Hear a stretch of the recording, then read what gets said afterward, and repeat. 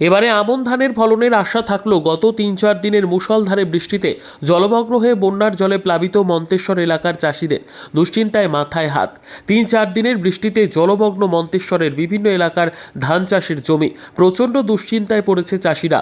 ধান রোপণের শুরুতে জলের ঘাটতি থাকলেও গত অগাস্ট মাসে ব্যাপক বর্ষা হওয়ায় এবং নিম্নচাপের কারণে ভালো বৃষ্টি হওয়ায় সেই ঘাটতি ভালোভাবে পূরণ হয়ে গিয়েছিল।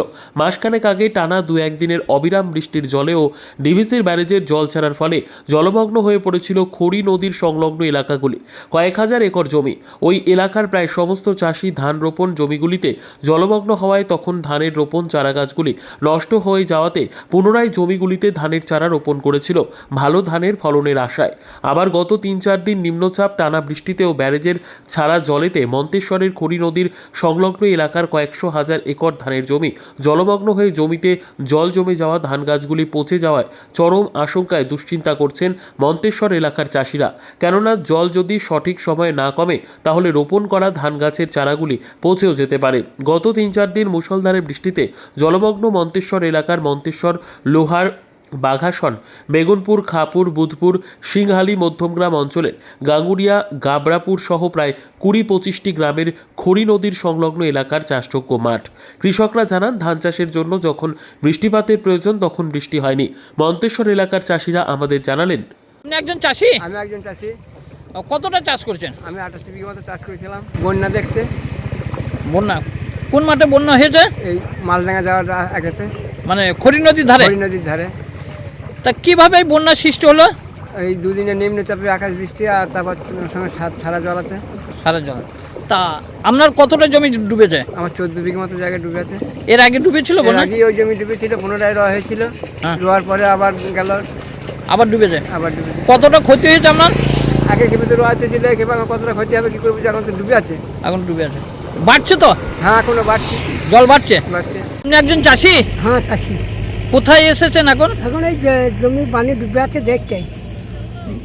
আপনি কতটা চাষ করেছেন? এই বিঘে 5 করেছি। আর কতটা ডুবেছে?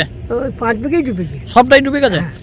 তা এই কিভাবে ডুবলো, মানে কি কারণে? এই বৃষ্টি হলো 3 দিন 4 দিন, আবার আকাশে জল ছেড়েছে, জল জল ছাড়া ছেড়েছে দিয়ে ডুবে গেছে।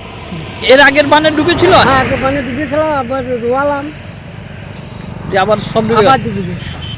তা ক্ষতির আশঙ্কা রয়েছে সব? হ্যাঁ, সব। জল কদিন ধরে রয়েছে? এখন 3 দিন আছে। 3 দিনই আছে। জল বাড়ছে? হ্যাঁ, বাড়ছে। বাড়ছে। একজন চাষি? হ্যাঁ, আমি একজন চাষি। কতটা চাষ করেছেন? 10 বিঘা জায়গা চাষ করেছি। কোন মাঠে? এই খড়ি নদীর ধারে, এইদিকে মন্তেশ্বরের? মন্তেশ্বরে। তা এখন জমি কি অবস্থায় রয়েছে? জমি এখনো সব ডুবে আছে, এখনো বেরিয়ে নয়। কিসের জলে? বানের জলে? পানের জলে। এই বানটা কিভাবে সৃষ্টি হলো? এই নিম্নচাপের ইয়েতে জলে ভর্তি হয়ে গেল। আর কি জল ছেড়েছে মনে হচ্ছে? হ্যাঁ, জল ছাড়া জল। মন্তেশ্বর থেকে জ্যোতির্ময় মণ্ডলের রিপোর্ট, পিবি নিউজ।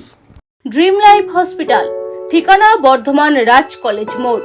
যে কোনো রকমের চিকিৎসার বিশ্বস্ত প্রতিষ্ঠান ড্রিম লাইফ হসপিটাল খুবই কম খরচে বিশ্বমানের চিকিৎসা প্রদান করে থাকে।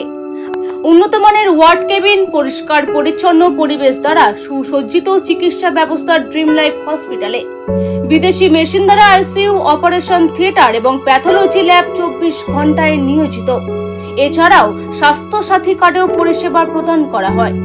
উন্নত মানের পরিষেবা প্রদান করার জন্য আমাদের ডাক্তারবাবু, মেডিকেল স্টাফ এবং সিস্টাররা সকলেই বদ্ধপরিকর। যোগাযোগ করুন 7319525110 অথবা 9734762221 এই নম্বরে।